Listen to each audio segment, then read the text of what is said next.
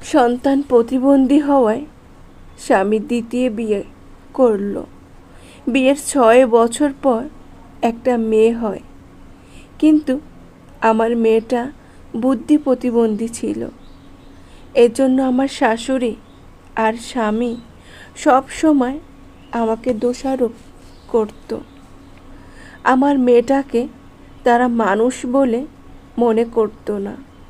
আমার স্বামী সন্তানটাকে একবারের জন্য কোলে নেয়নি। প্রতিবন্ধী হওয়া শাশুড়ি আমার বাচ্চাটাকে গালিগালাজ করত। বাড়ির অন্য বাচ্চাদের ভয় দেখাতো, কেউ এটার কাছে যাস না, তাদের শরীরও এমন হয়ে যাবে, এগুলো বলতো। বাচ্চা যেমনই হোক, সে আমার নারী ছেঁড়া ধন। তাকে বুকে নিলে মনে হতো না সে অন্য বাচ্চার মতো না। জন্মের পর বুকের দুধ পায়নি আমার মামনিটা। ফর্মুলার দুধ কয়েক মাস খাইয়েছিলাম, তাও স্বামী এনে দিত না। টুকটাক সেলাইয়ের কাজ করে মেয়ের দুধের টাকা জোগাতাম। ঘরে আরও 2 জা থাকার পরেও ঘরের বেশিরভাগ কাজ আমার করতে হতো। কাজের ফাঁকে মেয়েটাকে কখনো খাওয়ানো, সেলাই নিয়ে বসা খুব কষ্ট ছিল। একদিন রাতে মেয়েটার খুব জ্বর আসলো। জ্বরে সে চোখ মুখ উল্টিয়ে ফেলল।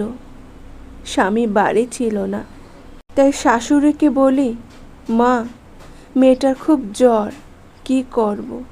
ওর বাবাও বাড়ি নেই, চলেন ওরে নিয়ে একটু ডাক্তারের কাছে যাই। শাশুড়ি বলে, ওই মেয়ে বাসার মরা, একই কথা, মরুক, আপদ কমবে। আমার বুকটা ফেটে যাচ্ছিল। কাঁদতে কাঁদতে বাসুরকে বলি, ডাক্তারের কাছে নিয়ে চলেন, মেয়েটার অবস্থা ভালো না। বাসুর বলে, এটারে বাঁচাইয়া কি করবা? মেয়েটাকে বুকে আগলে ধরে কাঁদতে থাকি। হাতে একটা টাকাও নেই। এই রাতে ডাক্তার কই পাবো? রাত 1টায় স্বামী বাড়ি ফিরে। আমায় কাঁদতে দেখে সে বলে, কাঁদছো কেন? আপদটা মরছে নাকি? আমি চিৎকার করে বলি, তুমি বাপ নামের পশু। এটা শুনে সে আমার চুলের মুঠি ধরে বিছানা থেকে লাথি মারতে থাকে। মেয়েটা আমার কোলে ছিল, সেও মাটিতে পড়ে যায়। একটা লাথি মেয়ের গায়েও লাগে, সাথে সাথে তার নাক দিয়ে রক্ত পড়তে থাকে। তখন কি ভেবে এই রাতেই পাশের স্বাস্থ্য কমপ্লেক্সে নিয়ে যায়। পরে ডাক্তার ঔষধ দিয়ে দেয়। এরকম দিন যেতে থাকে। মেয়ের বয়স তখন 5 বছর। কতটা যন্ত্রণা যে দিন যাচ্ছে কেউ বুঝবে না। শাশুড়ি আমায় আলাদা করে দিয়েছে 3 বছর হলো। স্বামীও আর এক জায়গায় চাকরি নিচ্ছে। অসুস্থ মেয়েটাকে নিয়ে এত সংগ্রাম করে চলছি। জন্মের পর পর থেরাপি দিলে আমার মেয়েটা কিছুটা ভালো থাকতো।